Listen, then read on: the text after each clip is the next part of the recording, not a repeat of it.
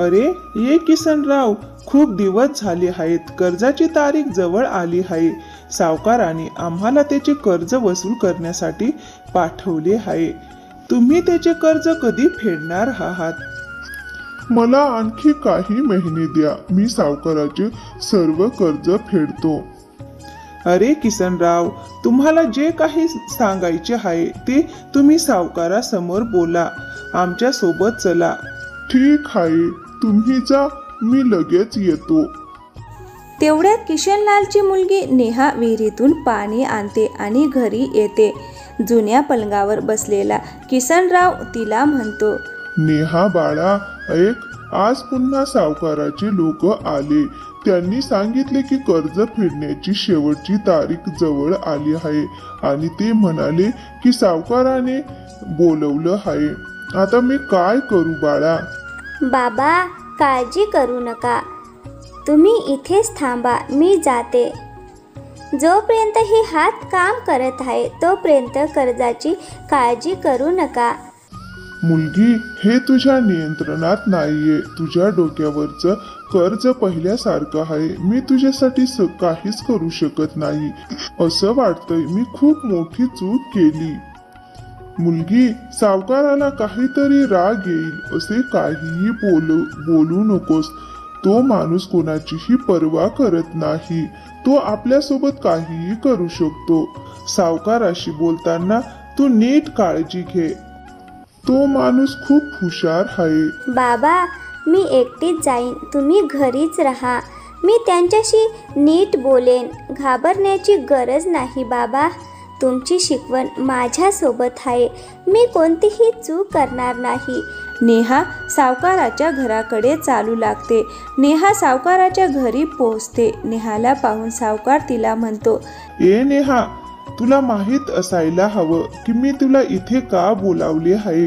हो, मला माहिती आहे सावकार जी. मला व्याजदर सविस्तर जाणून घ्यायचं आहे. ऐका, माझे दर सर्वांसाठी सारखेच आहेत. वेळेवर कर्ज भरा आणि आनंदी राहा.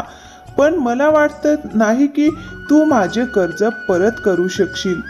पहा, कर्जाची पुढील तारीख जवळ आली आहे. जर तुम्ही कर्ज परत करू शकत नसाल तर तू माझ्याशी लग्न कर. मला खूप आनंद होईल आणि मी तुझे सर्व कर्ज देखील माफ करेन.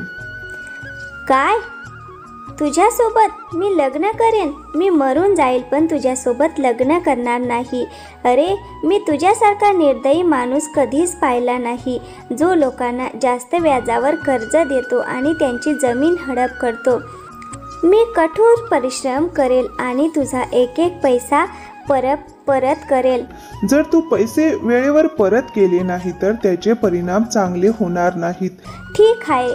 नेहा सावकाराच्या हवेलीतून बाहेर निघून आली. तिच्या चेहऱ्यावर काळजी आणि आत्मविश्वासाचे तेज दिसत होते. नेहा तिच्या घरी पोहोचते. मुलगी, तू आली आहेस. त्या सावकाराने काय म्हटले? त्याने आणखीन काही समस्या निर्माण केल्या का?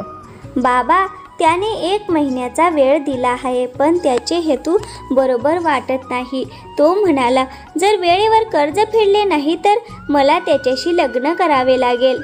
असं म्हटलं बाळा तू? नाही मुलगी, मी तुझे लग्न त्याच्याशी करू शकत नाही.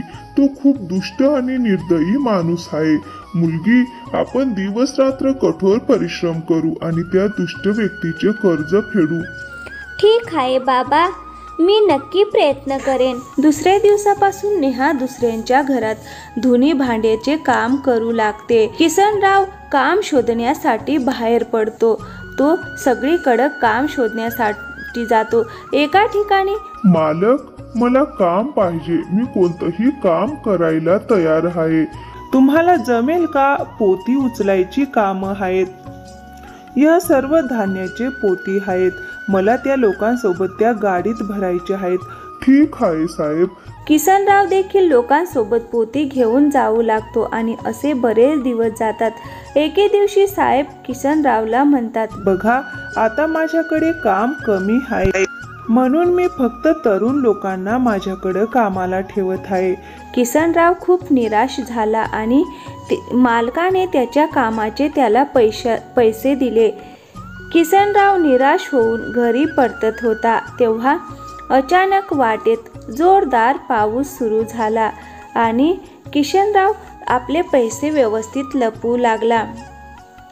वाटेत जाताना त्याला अचानक आवाज आला.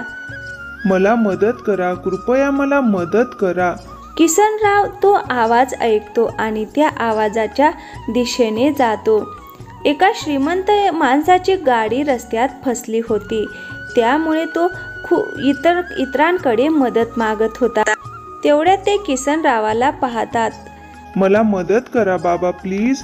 ठीक आहे, बघा मी तुम्हाला मदत करण्यास तयार आहे, पण मला वाटत नाही की मी या वयात तुमची गाडी बाहेर काढू शकेन.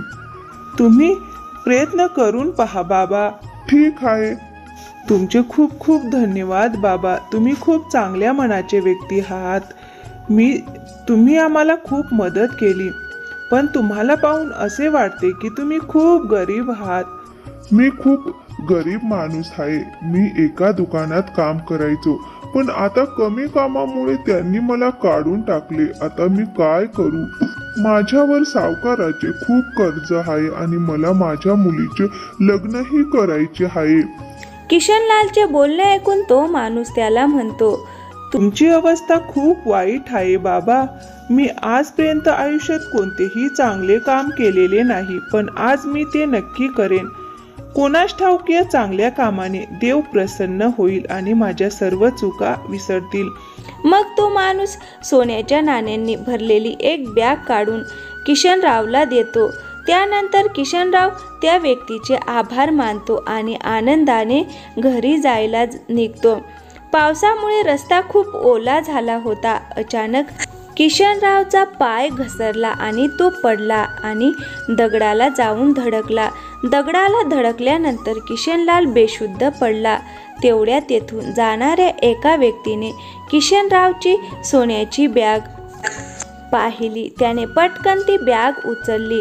त्याला असे करताना पाहून एका तरुण मुलाने श्यामने त्याला पाहिले. अरे ऐक, ती बॅग परत कर.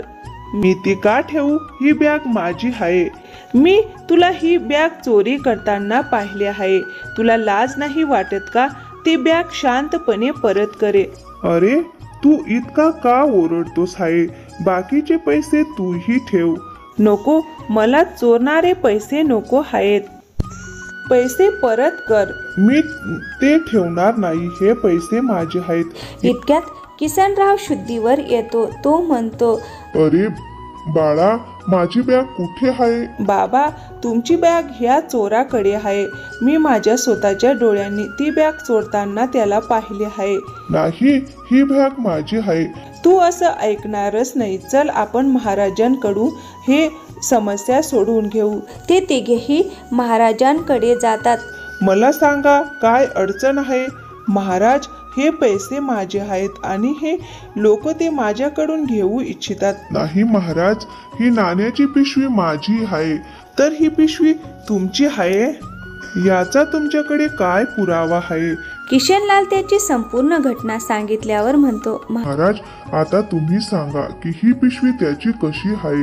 हो महाराज, मी स्वतः या व्यक्तीला ती पिशवी चोरताना पाहिले. यानंतर राजा चोराला म्हणतो, जवळच्या व्यक्तीचे पैसे चोरताना तुम्हाला लाज वाटत नाही का? चला, पिशवी किशनरावला परत करा. आणि सैनिक या चोराला घेऊन तुरुंगात टाकतात. खूप खूप धन्यवाद महाराज. राजाला धन्यवाद देऊन किसनराव तिथून परत येतो. वाटेत तो श्यामला म्हणतो, खूप खूप धन्यवाद बाळा. जर तू आज इथे नसतास तर माझी ही पिशवी चोर निघून घेऊन गेला असता. धन्यवाद बाबा. बाळा, तू खूप प्रामाणिक आणि चांगल्या मनाचा आहेस. आज माझ्यासोबत माझ्या घरी चल. ठीक आहे बाबा. किशनराव श्यामला त्याच्यासोबत घरी घेऊन जातो.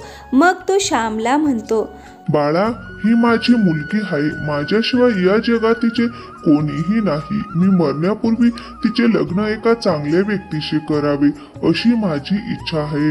बाळा, मी तुझ्यात ते सर्व गुण पाहिले आहेत. मी समजतो बाबा, तुम्हाला काय म्हणायचे आहे. मी तुमच्या मुलीशी लग्न करण्यास तयार आहे. ते बोलत होते तेवढ्यात तिथे सावकार आला. ऐका किसनराव, आता 1 महिना झाला आहे, माझे पैसे मला परत करा. मग किशनराव सावकाराला पैसे देतो. सावकार किशनरावला म्हणतो, अरे किसनराव, अचानक तुला इतके पैसे कुठून मिळाले? तुम्हाला त्यांच्याशी काही देणं घेणं नाही. तुमचे पैसे घ्या आणि इथून निघून जा. यानंतर किशनराव त्यांच्या मुली नेहाचे लग्न श्यामशी करून देतात आणि ते आनंदाने राहू लागतात.